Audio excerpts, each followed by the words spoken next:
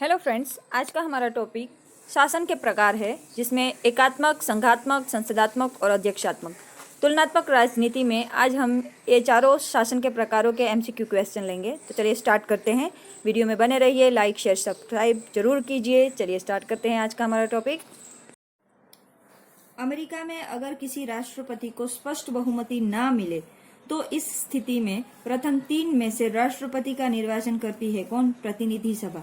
एक प्रतिनिधि सभा बनाई जाती है कि जिसमें प्रथम 3 जो भी व्यक्ति है जिसको की बहुमत प्राप्त है, लेकिन स्पष्ट बहुमत किसी को नहीं प्राप्त है, तो प्रतिनिधि सभा राष्ट्रपति को चुनने का कार्य करती है। किसमें? अमेरिका में। निम्न में से एक विधानसभा के क्या कार्य होते हैं? निम्न में से एक विधानसभा के क्या कार्य होते हैं? तो ये उपरोक्त तीनों जो कार्य है एक विधानसभा के कार्य होते हैं, जिसमें है विधायी कार्य, न्यायिक कार्य, वित्तीय कार्य। ये तीनों कार्य विधानसभा के होते हैं।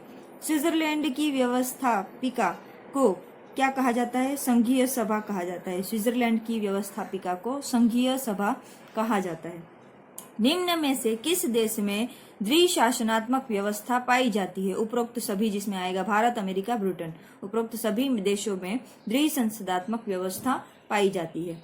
ब्रिटेन में कॉमन हाउस में कुल कितने सदस्य है? ब्रिटेन के कॉमन हाउस में कुल 650 सदस्य है। लॉर्ड सभा में कोरम कितने का होता है? कोरम 3 सदस्यों का लॉर्ड सभा में होता है। लॉर्ड सभा में कुल कितने प्रतिशत सदस्य वंशानुगत होते हैं? 90% लोग जो होते हैं वो सदस्य वंशानुगत होते हैं। राजा संहिता संसद कहाँ स्थित है? ब्रिटेन में राजा संहिता संसद स्थित है। कॉमन सभा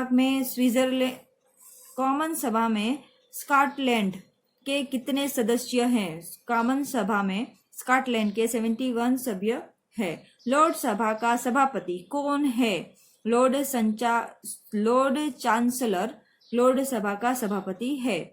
भारत के निचले सदन का नाम लोकसभा है। राज्यसभा में कुल कितने सदस्य होते हैं? राज्यसभा में कुल 250 सभ्य होते हैं। भारत में कुल सभा में अधिक से अधिक किसने सदस्य होते हैं? कितने सदस्य होते हैं? किसने नहीं, यहाँ पे कितने आएगा, ये गलती है। कितने सदस्य होते हैं? तो 552 सभ्य होते हैं भारत के लोकसभा में। अधिक से अधिक 552 हो सकते हैं। एक सदनीय व्यवस्था है। कौन सी एक सदनीय व्यवस्था है? तो इसमें है उपरोक्त सभी। स्विट्जरलैंड के कुछ कैंटनों में एक सदनीय व्यवस्था है। फिर कनाडा के कुछ प्रांतों में भी एक सदनीय सभा है। लैटिन अमेरिका के देश में भी एक सदनीय व्यवस्था देखने को मिलती है। लोकसभा में कितने सदस्य मनोनीत किए जा सकते हैं? लोकसभा में कुल 2 सभ्य मनोनीत किए जा सकते हैं। राज्यसभा में कितने सदस्य मनोनीत किए जा सकते हैं? तो 12 सभ्य मनोनीत किए जा सकते हैं। ये कौन मनोनीत करता है? राष्ट्रपति करता है। लोकसभा में 2 और राज्यसभा में 12। ये राष्ट्रपति को हक होता है कि वो राज्यसभा में 12 और लोकसभा में 2 सभ्य मनोनीत करे। जब उसको अगर ऐसा लगेगा कि इस सभ्यों को इसमें मनोनीत करना चाहिए, तो वो राष्ट्र विज्ञान कला उसके क्षेत्र से आ सकते हैं। वो एंग्लो इंडियन, वो सब राष्ट्रपति के हिसाब से चुना जाता है। ब्रिटेन के कॉमन सभा में इंग्लैंड के कितने सदस्य होते हैं? 526 ब्रिटेन के कॉमन सभा में इंग्लैंड के सदस्य होते हैं। स्विट्जरलैंड में निचले सदन को कहते हैं, क्या कहते हैं? नेचुरल काउंसिल कहते हैं। स्विट्जरलैंड के निचले सदन को नेचुरल काउंसिल कहते हैं। स्विट्जरलैंड के ऊपरी सदन को कहते हैं, क्या कहते हैं? काउंसिल ऑफ स्टेट कहते हैं।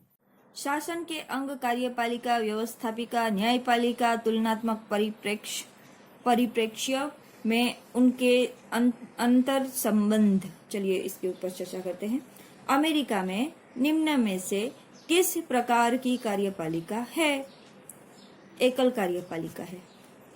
नाम मात्र तथा वास्तविक कार्यपालिका किस देश में है?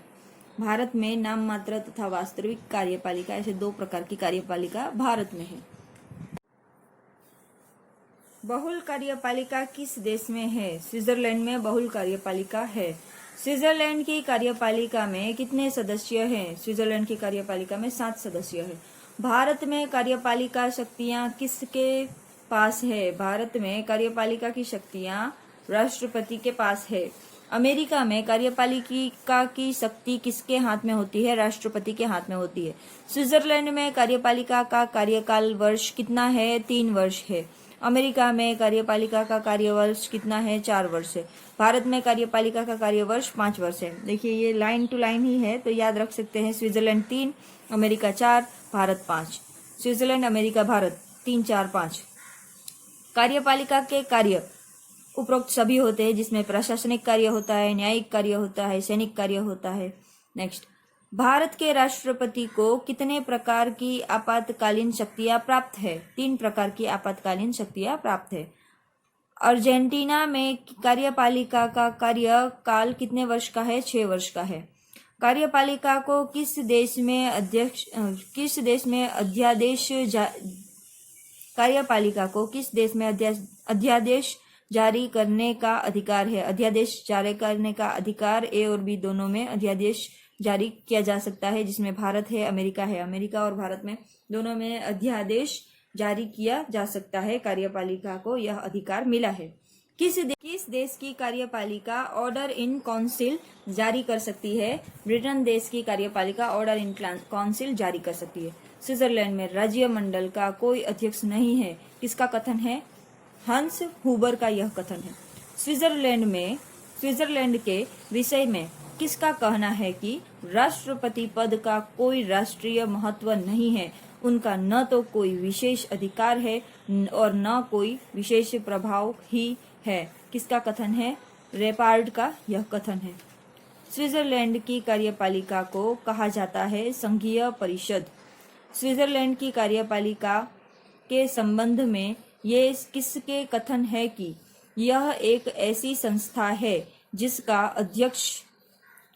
जिसका अध्ययन करना अन्य सभी संस्थाओं से महत्वपूर्ण है। यह लॉर्ड ब्राइस का कहना है कि स्विट्जरलैंड की कार्यपालिका के संबंध में लॉर्ड ब्राइस कहते हैं कि यह एक ऐसी संस्था है जिसका अध्ययन करना अन्य सभी संस्थाओं से महत्वपूर्ण हो जाता है। नेक्स्ट, संघीय परिषद को मुख्य शक्ति स्रोत वह कहा जा सकता है? संघीय परिषद को मुख्य शक्ति स्रोत कहा जा सकता है और निश्चित रूप से यह राष्ट्रीय सरकार का संतुलन चक्र है। यह किसका कथन है? लोवेल का कथन है। अमेरिका संघ की कार्यपालिका शक्ति एवं राष्ट्रपति में निहित होती है। अमेरिका के संविधान के किस अनुच्छेद में यह उल्लेख है? अनुच्छेद 2 में यह उल्लेख है कि अमेरिका के संघ की कार्यपालिका शक्ति एवं राष्ट्रपति में निहित होती है। नेक्स्ट, सर्वोच्च न्यायालय की सत्ता को हम एक राजनीतिक संस्था और एक ऐसे तृतीय सदन के रूप में समझ सकते हैं जो कार्यपालिका और विधानमंडल के कार्यों को विशेष सिद्धांतों के अनुसार नियमित करता है। यह कथन प्रोफेसर ब्रोगन कहते हैं। ब्रोगन का कहना है, प्रोफेसर ब्रोगन का, ये सर्वोच्च न्याय की सत्ता हम एक ऐसे राजनीतिक संस्था और एक ऐसे तृतीय सदन के रूप में समझ सकते हैं कि जो कार्यपालिका और विधानमंडल के कार्यों को विशेष सिद्धांतों के अनुसार नियमित कर सकती है। नेक्स्ट, किस देश में दीवानी और फौजदारी न्यायालय अलग रहते हैं? किस देश में दीवानी और फौजदारी न्यायालय अलग रहे? आएगा इंग्लैंड। न्यायपालिका में सर्वोच्च है। कौन सर्वोच्च है? सर्वोच्च न्यायालय सर्वोच्च है।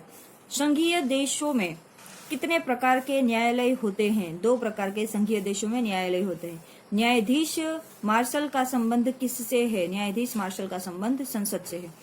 न्यायिक पुनरावलोकन की शक्ति का सर्वोत्तम उदाहरण कौन है? अमेरिका है। न्यायिक पुनरावलोकन की शक्ति का सर्वोत्तम उदाहरण अमेरिका है। निम्न में से कौन न्यायिक पुनरावलोकन का विरोध करता है? उपरोक्त सभी, जिसमें आएगा ब्रोगन, बांदा, लुई। बोगन, बांदा, लुई, ये तीनों न्यायिक पुनरावलोकन के न्यायिक पुनरावलोकन का विरोध करते हैं। अमेरिका के संघीय न्यायालय तथा उससे भी अधिक वहां सर्वोच्च न्यायालय को जितना सम्मान प्राप्त है उतना ही संयुक्त राज्य के जीवन पर उनका प्रभाव है। निम्न में से यह किसका कथन है? लास्की का कथन है कि अमेरिका के संविधान न्यायालय तथा उससे सभी अधिक वहां सर्वोच्च न्यायालय में जितना सम्मान प्राप्त है उतना ही संयुक्त राज्य के जीवन पर उनका प्रभाव है। नेक्स्ट, ब्रिटेन में संप्रभुता है, संसदीय संप्रभुता है। ब्रिटेन में संसदीय संप्रभुता है। स्विट्जरलैंड संघीय न्यायालय को न्यायिक पुनरावलोकन का अधिकार प्राप्त है या नहीं? नहीं, स्विट्जरलैंड में संघीय न्यायालय को न्यायिक पुनरावलोकन का अधिकार नहीं प्राप्त है। नेक्स्ट, स्विट्जरलैंड जनता के विचार से संविधान कानून का न्यायिक परीक्षण लोकतंत्र के सिद्धांत का उल्लंघन है। किसका कथन है? हंस ह्यूबर का यह कथन है कि ह्यूबर का कथन है कि स्विट्जरलैंड के विचार से संवैधानिक कानून का न्यायिक परीक्षण लोकतंत्र के सिद्धांतों का उल्लंघन है। नेक्स्ट, किस देश में न्यायपालिका सरकार का एक स्वतंत्र अंग न होकर प्रशासन का एक विभाग था? पूर्व सोवियत संघ में पूर्व सोवियत संघ में न्यायपालिका सरकार का एक स्वतंत्र अंग न होकर प्रशासन का एक विभाग था। Next, the theory and practice of modern government किसकी कृति है? The theory of practice of modern government Herman Finer की कृति है। स्पिरिट ऑफ द लॉ किसकी कृति है? मोंटेस्क्यू की कृति है स्पिरिट ऑफ द लॉ। संविधान सर्वोच्च है, सर्वशक्ति संपन्न है और साधारण रीति से परिवर्तित नहीं किया जा सकता। संविधान सर्वोच्च है, सर्वशक्ति संपन्न है और साधारण रीत से परिवर्तित नहीं किया जा सकता। यदि विधानमंडल द्वारा बनाया गया कानून संविधान की व्यवस्था के प्रतिकूल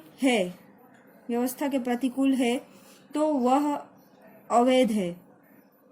तब क्या अवैध होने पर न्यायालयों के लिए उसको लागू करना अनिवार्य है? निम्न में से यह किसका कथन है? न्यायमूर्ति मार्शल्स का कथन है।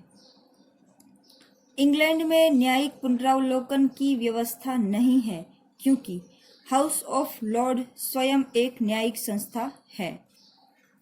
नेक्स्ट, अमेरिका में न्यायिक पुनरावलोकन का अधिकार संविधान में प्रतिपादित है। संविधान में प्रतिपादित है क्या? अमेरिका में न्यायिक पुनरावलोकन का अधिकार संविधान में प्रतिपादित है। सरल एकीकृत न्यायपालिका है। भारत, नाइजीरिया और कनाडा की सरल एकीकृत न्यायपालिका है। हम एक संविधान के अंतर्गत कार्य करते हैं, किंतु संविधान वह है जैसा न्यायाधीश बतलाते हैं कि वह यह जिस न्यायालय के विषय में है वह अमेरिका का है। यह कथन अमेरिका का है। अमेरिका के न्यायालय का विषय में यह कथन है कि हम एक संविधान के अंतर्गत कार्य करते हैं, किंतु संविधान वह है जो जैसा न्यायाधीश बतलाते हैं कि वह यह जिस न्यायालयों के विषय में कहा गया है वो अमेरिका के न्यायालय के विषय में कहा गया है। ये इतना कथन ठीक है। हम एक संविधान के अंतर्गत कार्य करते हैं, किंतु संविधान वह है जैसा न्यायाधीश बतलाते हैं। स्विट्जरलैंड में न्यायाधीश की नियुक्ति किसके द्वारा होती है? कार्यपालिका के द्वारा होती है। जिस देश में इंग्लैंड, स्विट्जरलैंड अथवा स्विट्जरलैंड की भांति संविधान में परंपरा ने गहरी जड़ें नहीं जमाई हैं, वहाँ एक ऐसी न्यायपालिका का होना आवश्यक है जो न्यायिक पुनरावलोकन की शक्ति से संपन्न हो।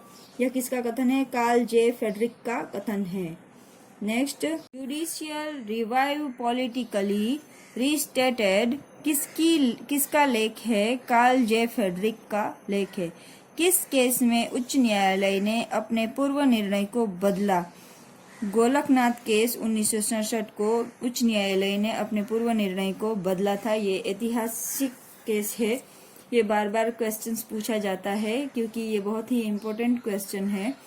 गोलकनाथ केस एक ऐसा विवाद बना था कि जिसमें 1967 में उच्च न्यायालय ने अपने जो निर्णय दे दिए गए थे उसके बाद उन्होंने फिर से पूर्व निर्णय को उसने बदल के और नया निर्णय सुनाया था। इसीलिए ये केस बहुत इम्पोर्टेंट है और ये क्वेश्चंस बार बार एग्जाम में पूछा जाता है, तो थोड़ा ध्यान दीजिएगा।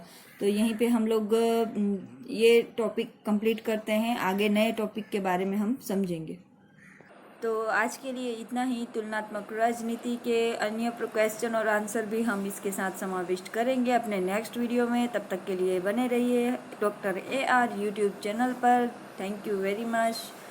एंड वीडियो को लाइक कीजिए, शेयर कीजिए, हमें सपोर्ट कीजिए। अगर सब्सक्राइब नहीं किया है, नए हैं, तो सब्सक्राइब करके बेल आइकन को दबा दीजिए ताकि नए नोटिफिकेशन आपको मिलते रहे।